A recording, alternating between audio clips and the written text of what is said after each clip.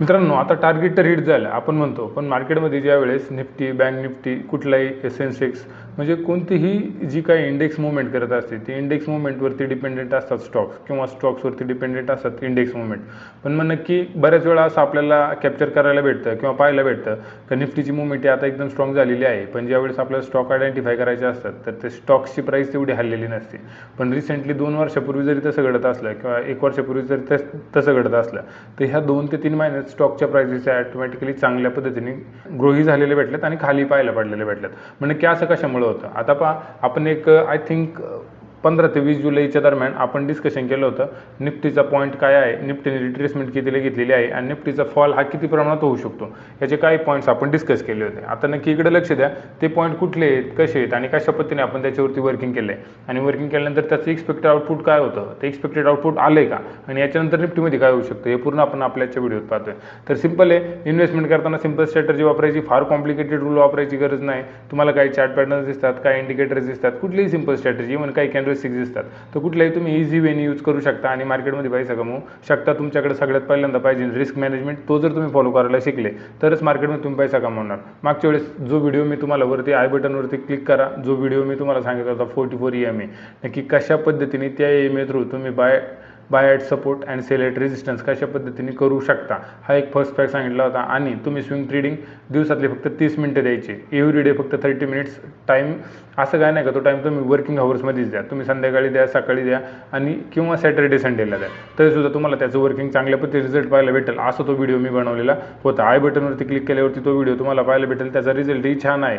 Even त्याच्या retest करा, तुम्ही बॅक टेस्ट करा, ज्या स्ट्रॅटर्जी मी तुम्हाला एक्सप्लेन केलेलं आहे. आता आपण स्क्रीनवरती इथं लक्ष द्या स्क्रीनवर. तर इथं तुम्हाला मी वर्किंग असं सांगितलं होतं, इथं निफ्टीचा जो हाय पॉईंट्स आहे, हाय पॉईंट्सलाच नंबर निफ्टी डाऊनफॉलला चालू झाली होती.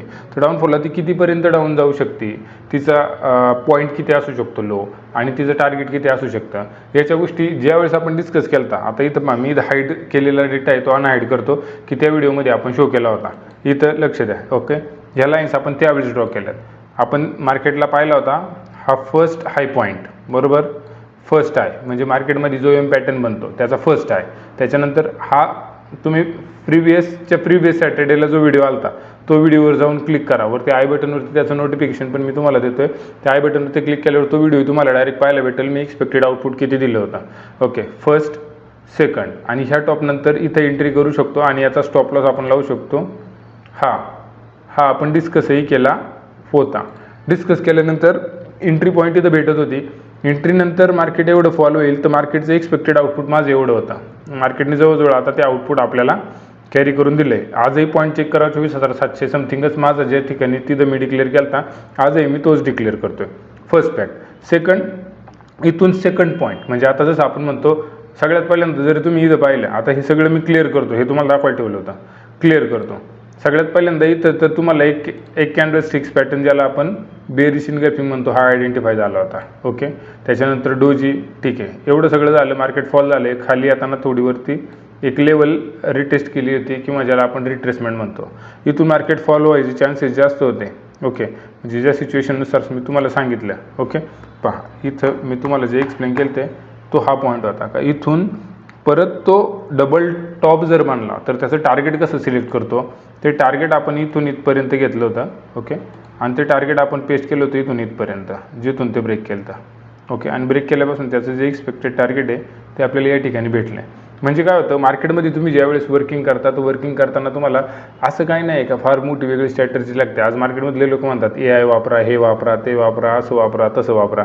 तुम्ही फक्त रिस्क मॅनेज करा, तुम्ही प्रॉफिटेबल ट्रेडर होऊ शकता, तुम्हाला कोणीही अडवू शकत नाही. हे मी तुम्हाला क्लिअरली स्पष्ट करून सांगतो आहे. इथं स्क्रीनवरती सुद्धा तुम्हाला ती गोष्ट डिस्प्ले होऊन दिसते, ती कशा पद्धतीने तुम्ही प्लसमध्ये ट्रेडिंग करू शकता. सगळ्यात पहिल्यांदा तुम्ही रिस्क किती घेता. आता याच्यात जो रिस्क पॉईंट होता तो किती होता माहिती आहे, इथं पहा, फक्त रिस्क फॅक्टर जर कॅल्क्युलेट केला, इथं risk reward ratio short position हा पॉईंट होता. मी क्लिअर करून दाखवतो. ओके, शॉर्ट पोझिशनला हा इथं जर तुम्ही एंट्री करता रिट्रेसमेंट पोझिशनला, याच्यानंतर तुमची एंट्री होत होती आणि तुमचा स्टॉप लॉस पॉईंट होता याचा हाय आणि तुमचा टार्गेट पॉईंट होता इथपर्यंतचा. ओके, म्हणजे तुम्ही 1:3.6 इथं कॅल्क्युलेट करा. 1:3.6 म्हणजे 1,000 रुपये लॉस करू शकत होते और 3000 समथिंग रुपीज तुम्ही लॉस करू शकत होते. स्ट्रॅटर्जी सिंपल आहे, वर्किंग सिंपल आहे. फक्त ॲक्सेप्ट करणं गरजेचं आहे का तुम्ही काय करताय, कसं करताय आणि तुम्हाला ते किती अप्लाय करता येतं. व्हिडिओ आवडला लाईक करा. तुम्ही बऱ्याच वेळा सबस्क्राईब करायचं विसरता, सबस्क्राईब करा आणि कमेंट करा, जेणेकरून माझं थोडंसं एक्सप्लेन करण्याचा कॉन्फिडन्स आणि तुम्हाला तुमच्या प्रोत्साहनामुळे कदाचित मी आणखीन चांगले काहीतरी व्हिडिओ बनवू शकतो आणि तुम्हाला त्याचे डिटेल्स देऊ शकतो. भेटू आपल्या पुढच्या व्हिडिओमध्ये. तोपर्यंत धन्यवाद.